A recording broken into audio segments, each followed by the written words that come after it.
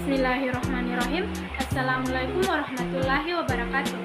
Perkenalkan, kami dari kelompok 1 ingin memaparkan materi yang berjudul model-model penyelenggaraan pendidikan kejuruan.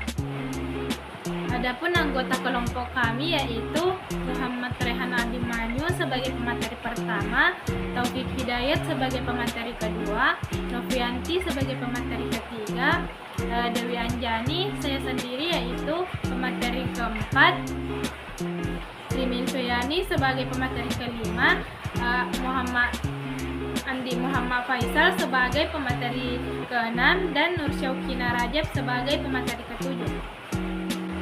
Baik, untuk Muhammad Rehan Abimanyu saya persilahkan untuk membaca materinya. Saya akan membacakan materi tentang tujuan pendidikan menengah kejuruan yang menyiapkan sumber daya manusia yang produktif yang memiliki etos kerja, menyiapkan lulusan yang kompeten, terampil dan berbudaya kerja, menyiapkan peserta didik yang dapat mengembangkan diri dengan memanfaatkan sumber daya alam dan lingkungan sekitar. Dan selanjutnya yaitu proses belajar mengajar teknologi yang dapat diakses dengan lebih luas ke bahan informasi pendidikan, lebih banyak saluran dan alat yang tersedia dalam komunikasi dan kolaborasi, memungkinkan jenis pembelajaran yang lebih personal bagi siswa. Baik, saya akan melanjutkan materinya yaitu cara mempersiapkan ruang kelas virtual. Memiliki 5 langkah, yaitu langkah yang pertama, pilih sistem manajemen pembelajarannya. Pelajari sistemnya agar dapat memaksimalkan penggunaannya. Langkah yang kedua, tinjau semua bahan belajar online. Bersiap dan ketahui cara menggunakan bahannya.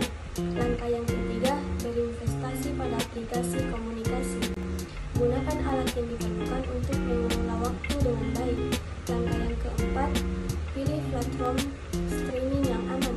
Pilih platform andal yang dapat membantu pencapaian sasaran Anda. Langkah yang terakhir, pilih aplikasi yang kolaboratif. Buat lingkungan pembelajaran yang mendorong kerjasama tim. Materi model dalam penyelenggaraan pendidikan kejuruan. Model dapat diartikan sebagai pola bentuk atau bentuk pendidikan.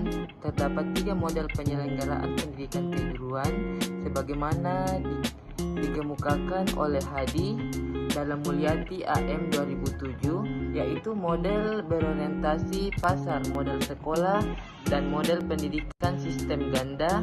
Model berorientasi pasar model pertama, pemerintah tidak mempunyai peran atau hanya peran marginal dalam proses kualifikasi pendidikan kejuruan. Manfaat dan prinsip di dunia pendidikan kejuruan yang memiliki karakteristik pendidikan kejuruan. Apa saja ya karakteristiknya, yaitu 1. Pendidikan kejuruan diarahkan untuk mempersiapkan peserta didik untuk memasuki lapangan kerja. Yang kedua, pendidikan kejuruan didasarkan atas demand driven atau kebutuhan dunia kerja. Yang ketiga, fokus isi pendidikan kejuruan ditekankan pada penguasaan pengetahuan, sikap, dan nilai-nilai yang dibutuhkan oleh dunia kerja. Yang keempat, penilaian yang sesungguhnya terhadap kesuksesan siswa harus pada hands-on atau performa dalam dunia kerja. Yang kelima, hubungan yang erat dengan dunia kerja merupakan kunci kesuksesan pendidikan kejuruan teknologi.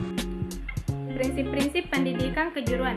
Pendidikan kejuruan akan efisien jika lingkungan di mana siswa dilatih merupakan replika lingkungan di mana nanti akan bekerja. Pendidikan kejuruan akan efektif hanya dapat diberikan di mana tugas-tugas latihan dilakukan dengan cara, alat, dan mesin yang sama seperti yang diterapkan di tempat kerja. Pendidikan kejuruan akan efektif jika dia melatih seseorang dalam kebiasaan berpikir dan bekerja seperti yang diperlukan dalam bekerja itu sendiri. Pendidikan kejuruan akan efektif jika dia dapat memampukan setiap individu memodali minatnya, pengetahuannya, dan keterampilannya pada tingkat yang paling tinggi. Pendidikan kejuruan yang efektif untuk setiap profesi, jabatan, atau pekerja yang hanya dapat diberikan kepada seseorang yang memerlukannya, yang menginginkannya, dan yang dapat untuk dirinya. Pendidikan kejuruan akan efisien jika pengalaman latihan untuk membentuk kebiasaan kerja dan kebiasaan berpikir yang benar diulangkan sehingga pas seperti yang diperlukan dalam pekerjaan nantinya. Pendidikan kejuruan akan efektif jika gurunya telah mempunyai pengalaman yang sukses dan penerapan keterampilan dan pengetahuan pada operasi dan proses kerja yang akan dilakukan. Pada setiap jabatan, ada kemampuan minimum yang harus dipunyai oleh seseorang agar dia tetap dapat bekerja pada jabatan tersebut. Pendidikan kejuruan harus memperhatikan permintaan pasar, memperhatikan tanda-tanda pasar kerja. Proses pembinaan kebiasaan yang efektif pada siswa akan tercapai jika pelatihan diberikan pada pekerja yang nyata, pengalaman syarat nilai. Sumber yang dapat dipercaya untuk mengetahui isi pelatihan pada suatu okupasi tertentu adalah